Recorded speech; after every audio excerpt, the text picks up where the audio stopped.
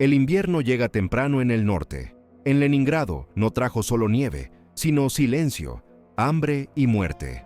Cuando los anillos de acero se cerraron en septiembre de 1941, la antigua capital imperial rusa se transformó en una isla sitiada dentro de un océano enemigo. Allí, a orillas del Báltico, no se libraba únicamente una batalla militar. Se desarrollaba un enfrentamiento existencial entre la idea de aniquilación total y la obstinación humana por sobrevivir. Durante 872 días, la ciudad soportaría algo que pocos lugares en la historia han conocido: el hambre utilizada deliberadamente como arma, el frío como sentencia, el tiempo como verdugo. Este no es solo el relato de un asedio, es la historia de madres que disolvían cola de papel pintado para alimentar a sus hijos, de sinfonías interpretadas en una ciudad moribunda, de soldados que defendían manzanas como si fueran continentes. Es también la historia de decisiones frías tomadas sobre mapas lejanos, de cálculos estratégicos que transformaron a civiles en cifras, y de una ciudad elevada a símbolo, no solo de la Unión Soviética, sino de la resistencia humana llevada a su límite absoluto. Leningrado no cayó, y al no caer, redefinió el significado de la victoria. Cada día resistido fue un golpe contra la lógica del terror total. Cada cuerpo enterrado bajo la nieve fue un testimonio silencioso del precio pagado. Para comprender el asedio de Leningrado, es necesario escuchar el crujido del hielo bajo los pies hambrientos, sentir el olor del humo mezclado con carne quemada y enfrentarse a la pregunta central que resuena hasta hoy: ¿hasta dónde puede llegar un pueblo antes de desaparecer? ¿Y qué es lo que le impide hacerlo? En el verano de 1941, la guerra avanzaba hacia el este como una marea negra. La Operación Barbarroja, lanzada el 22 de junio, no era solo una invasión, era una guerra de exterminio. Para Adolf Hitler, Leningrado representaba algo más que un objetivo militar.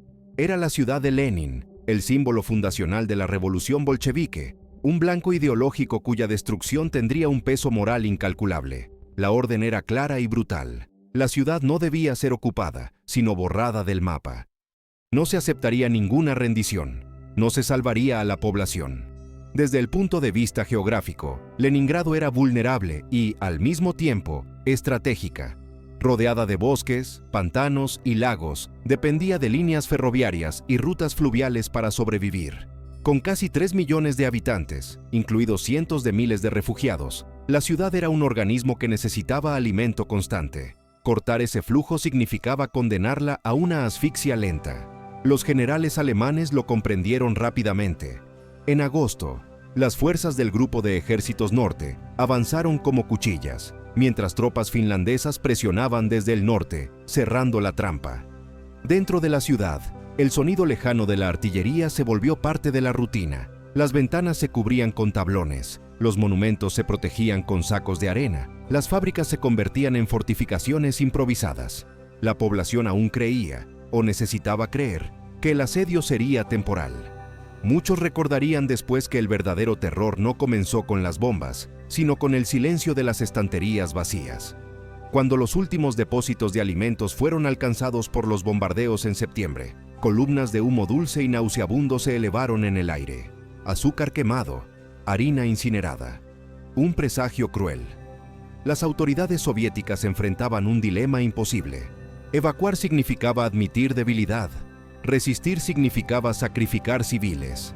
Joseph Stalin, distante en Moscú, exigía que Leningrado se mantuviera a cualquier precio. Ese precio, sin embargo, comenzaba a volverse demasiado humano para ser abstraído en informes. Las raciones se redujeron drásticamente. En el punto más crítico del invierno, los trabajadores recibían 250 gramos de pan al día. Los niños y ancianos, apenas 125. No era pan como el de antes. Contenía serrín, celulosa, cualquier cosa que pudiera mantener una forma sólida.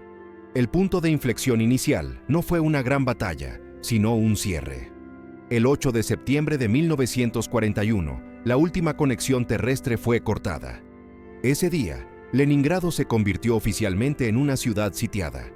El lago Ládoga, al este, permanecía como la única esperanza. Un espejo de agua que, en invierno, se transformaría en una carretera de hielo y de vida. Pero en ese momento nadie sabía si resistirían semanas, meses o años. Solo sabían que la guerra había cambiado de naturaleza. Ya no se trataba de avanzar o retroceder, se trataba de resistir a la desaparición. El asedio comenzaba, y con él, una de las noches más largas de la historia humana. El cerco de Leningrado no fue solo una consecuencia del avance alemán, fue una decisión estratégica consciente, sostenida y defendida hasta sus últimas consecuencias. En los cuarteles generales del Tercer Reich, la ciudad no era vista como un botín a conquistar, sino como un problema a eliminar. Para Adolf Hitler, ocupar Leningrado implicaba alimentar a millones de personas que él consideraba prescindibles. El hambre, en cambio, no requería divisiones adicionales ni largas líneas de suministro, solo tiempo. Y el tiempo, creía, jugaba a favor de Alemania. La directiva era inequívoca: rodear la ciudad, bombardear infraestructuras clave, impedir cualquier evacuación masiva y dejar que el agotamiento hiciera el resto. Informes del alto mando alemán hablaban de una solución natural al problema de la población. No era una metáfora, era una política. Los cañones no apuntaban solo a fábricas o cuarteles, sino a depósitos de alimentos, centrales eléctricas, estaciones de agua. Cada explosión estaba calculada para desorganizar la vida civil. Cada día sin pan era un avance estratégico. Del lado soviético, las decisiones eran igual de dramáticas, pero nacían de una lógica opuesta.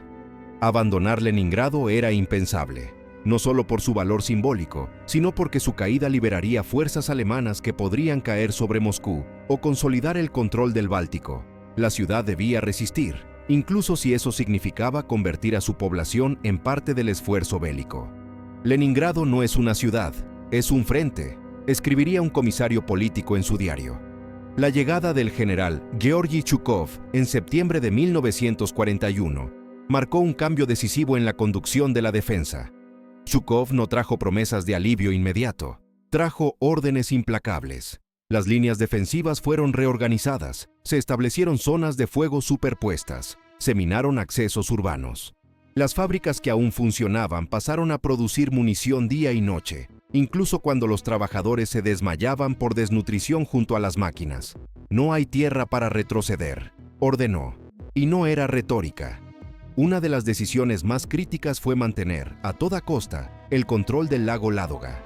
Ese espejo de agua, tranquilo en verano y letal en invierno, se convirtió en el único cordón umbilical entre la ciudad y el resto del país.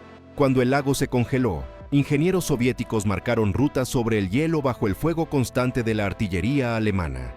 Así nació la legendaria Carretera de la Vida. Camiones avanzaban de noche, con las luces apagadas, guiados solo por estacas clavadas en el hielo. Algunos no regresaban jamás, tragados por grietas invisibles o por bombas que convertían el hielo en un abismo negro. La estrategia soviética no buscaba una victoria rápida, sino ganar tiempo.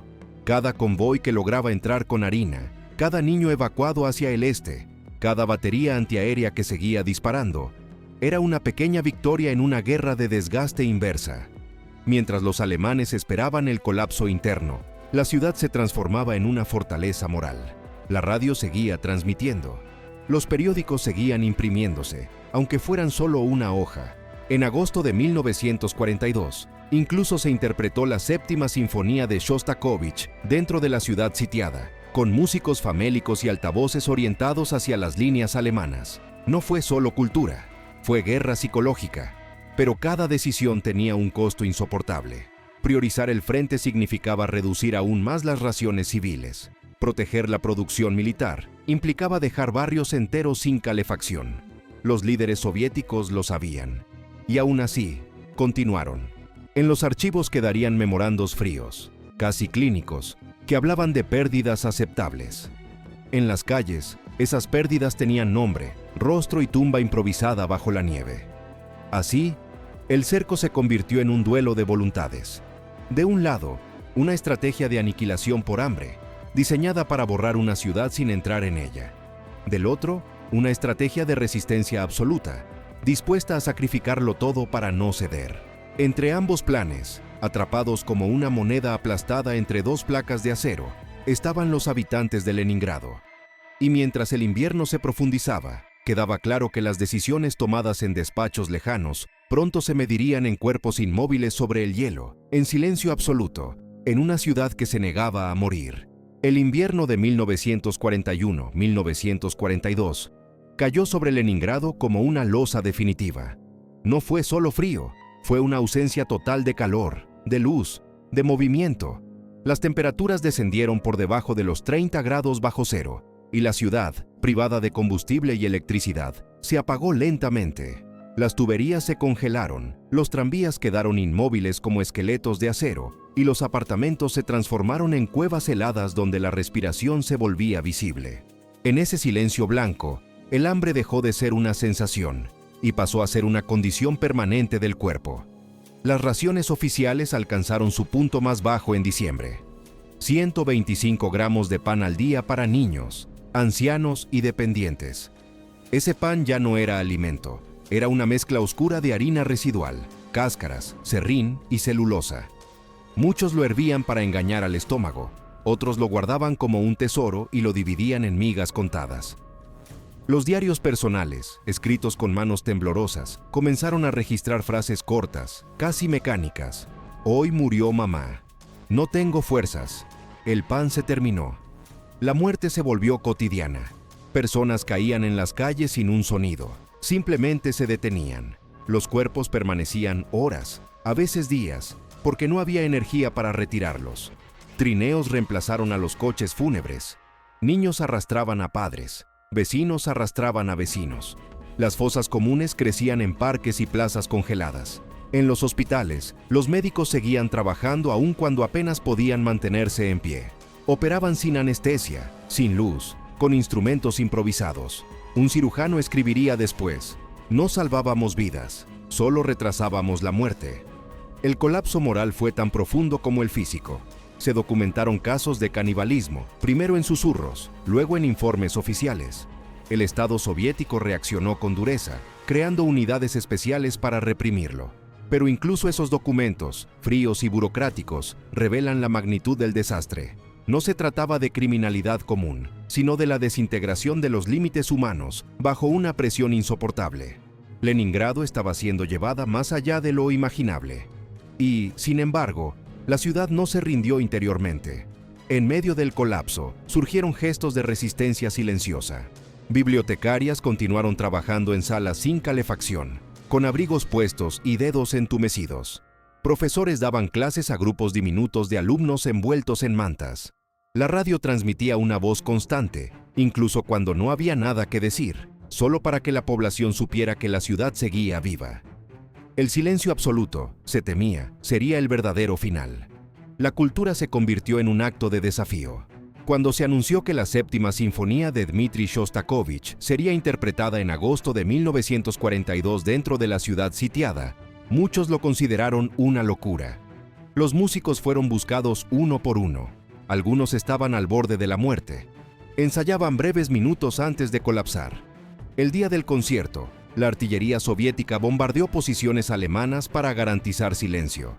La música atravesó la ciudad y las líneas enemigas. No alimentó estómagos, pero sostuvo algo igual de vital: la idea de que Leningrado seguía siendo humana.